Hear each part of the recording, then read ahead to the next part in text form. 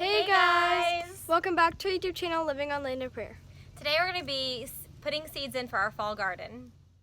Just a quick side note, there are 100 ways to garden. And gardening helps us understand the process of how produce is grown, harvested, and prepared to eat. When you garden, you're more likely to eat fresh produce, which gives the cells in our body the nutrients they need to live a healthy life. Alright, the first thing we're going to do is just put some dirt inside of our seed holder here. We are just actually using regular all-purpose garden soil.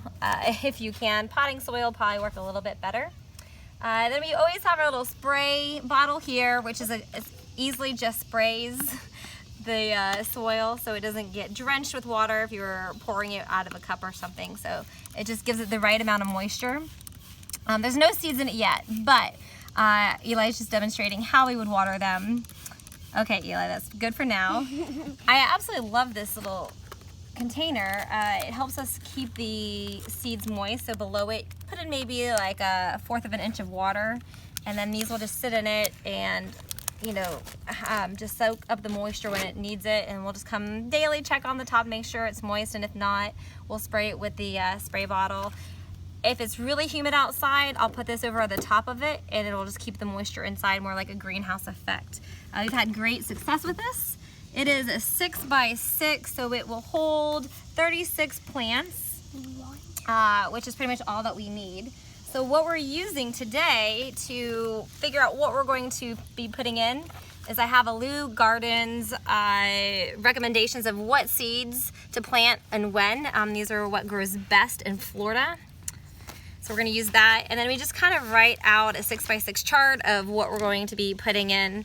So today we're going to be focusing on cucumbers, beans, squash, collards, parsley, broccoli, put a little zucchini, and a few wild cards, whatever the kids might find.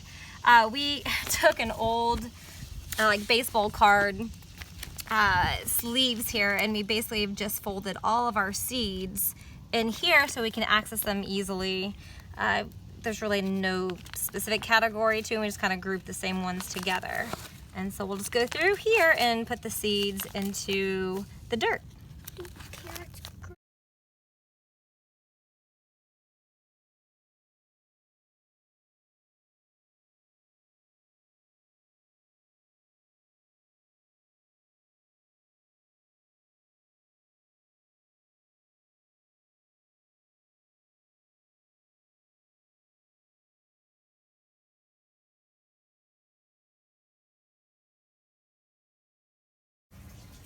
Alright, it's been 3.5 weeks since we planted the seeds, so we're going to take a look and see how everything's going.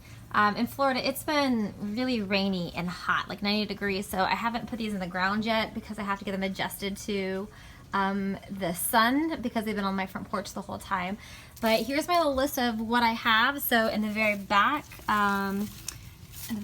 row, I know all these beans are really overcrowding, but I had no place to plant them in the ground yet.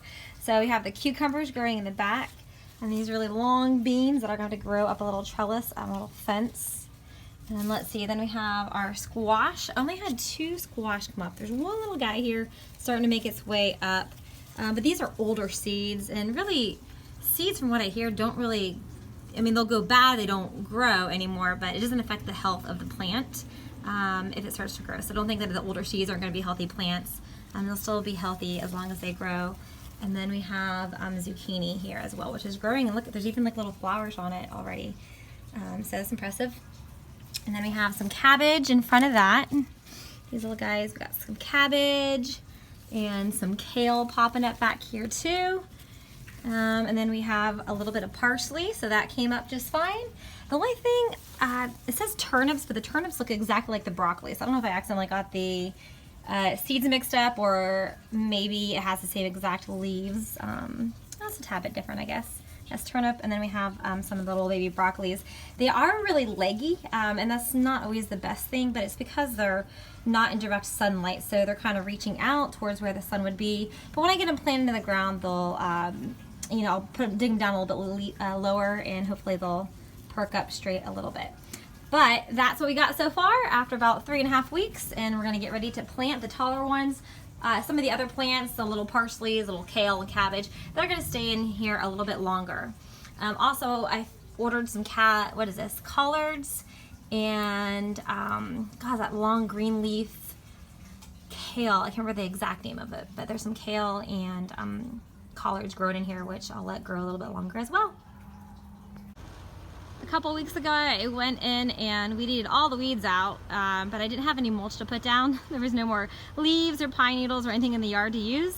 So as you can see, all the weeds are growing back. So this time I'm going to try cardboard mulching, and then I'll be planting between the cardboard and see how it works. I have my helper, and we decided to level it out a little bit and pull up some of the weeds, and we're going to be putting all the cardboard. It's pretty thick cardboard, so I think we're only going to need one layer. But we'll try to overlap the edges just a little bit. Try to fill up the whole space, and then from there decide where we want to plant things. Alright, so we finally put our fall garden in. We had our little seed tray here, so all the plants that were large enough I took out. We have our green beans along the inside that will trellis up the fence, cucumbers along the side of it, and then there's some squash, some turnips, zucchini, and then this is all the broccoli. And eventually I'll clean out the other side and we'll do some kale and collards on the other side of the garden.